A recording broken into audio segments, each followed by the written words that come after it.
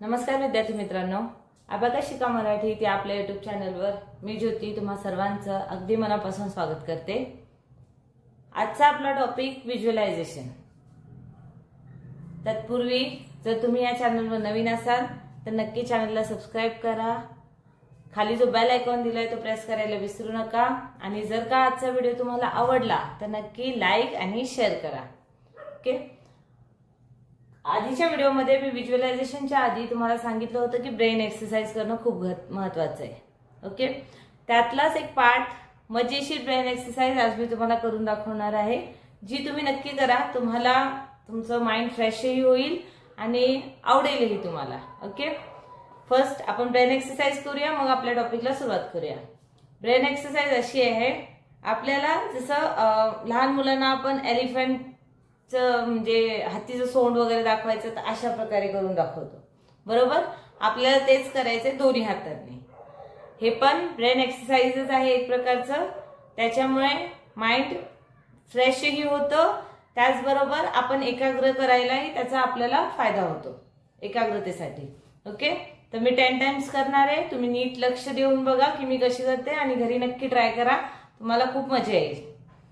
आपले दोन्ही हात सरळ ठेवायचे आणि अशा प्रकारे आता जसं मी राईट हँड पुढे घेतलाय आणि लेफ्ट हँडने मी कान पकडलाय माझा, तसं आपल्याला पुन्हा मागे घ्यायचंय।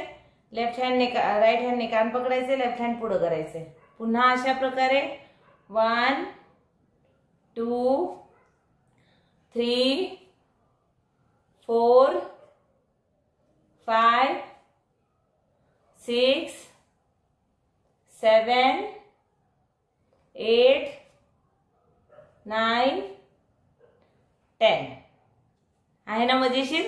अशा प्रकारे तुम्ही ऍटलीस्ट 20 टाइम्स तरी नक्की करा। ओके, काल मी तुम्हाला व्हिज्युअलायझेशन कशा प्रकारे करायचंय, फिंगर्सवर कशा प्रकारे ऍडिशन सबट्रॅक्शन करायचं हे शिकवलं होतं। कोणता फिंगर कोणत्या युनिटसाठी कोणत्या नंबरसाठी यूज करायचं हे सांगितलं होतं। ते मी तुम्हाला आज काही एक्झाम्पलच्या थ्रू अजून चांगल्या प्रकारे समजवणार आहे। त्यात आपला मी इथे काही क्वेश्चन्स लिहिलेले आहेत, हे क्वेश्चन कसे सॉल्व्ह करायचे हे तुम्हाला मी आज दाखवेन। ओके, सो फर्स्ट क्वेश्चन आहे 3 + 1 + 5 - 3। तर 1 2 3 3 + 1 + 5 and -3 परत -1 2 3 आपण थंब फिंगरने 3 मायनस करणार, आपला आन्सर येतो 6। ओके, आन्सर तुम्हीही घरी चेक करा की आन्सर बरोबर आहे का नाही। नेक्स्ट क्वेश्चन दिलेला आहे 2 + 2 - 2 + 5।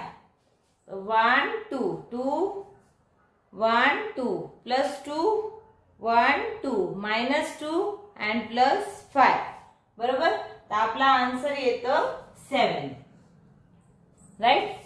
नेक्स्ट क्वेश्चन आहे 1 + 3 + 5 - 5। 1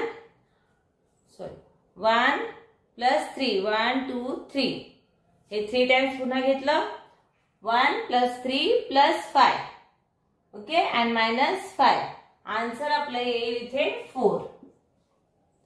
नेक्स्ट क्वेश्चन आहे 7 + 2 तर 5 6 7 7 + 2 1 2 हे झाले 9 -5 तर -5 जो इंडेक्स फिंगर आहे वरती 5 बीट आपण घ्यायचं सांगितलं होतं, त्या प्रकारे 5 बीट्स मायनस करणार and -1 इथे आपले लोअर बीट्स मधले 3 बीट्स राहतात, आपला आन्सर येतो इथं 3।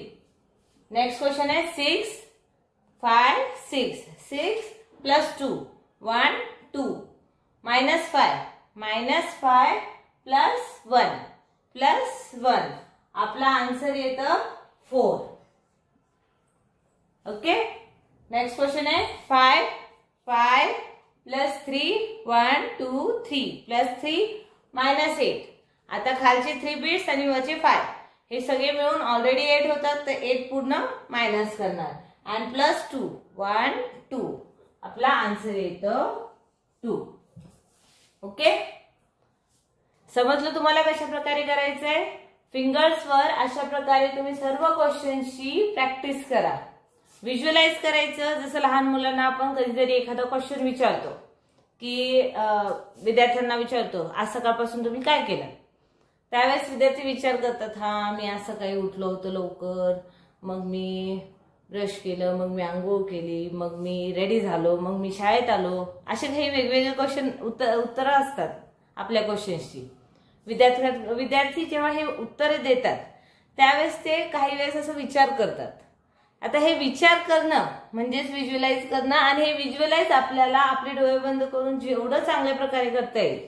आपल्या डोक्याला स्थिर ठेवायचे, डोक्यामध्ये फक्त आपले क्वेश्चन आणि आपलं अबॅकसचं टूल आपल्या नजरेसमोर असलं पाहिजे. अबॅकसचं टूल जेव्हा नजरेसमोर तुम्ही घ्याल तेव्हा ते बीट्स कसे वर घेतले, कोणते बीट वर घेतले, कोणते खाली घेतलेले, अपर बीट्स खाली घेतले की वर घेतले, हे सगळं जेव्हा आपण आपल्या नजरेसमोर आणणार तेव्हा आपण ते आन्सर्स बरोबर देऊ शकतो. ओके, अशा प्रकारे तुम्ही घरी प्रॅक्टिस करा.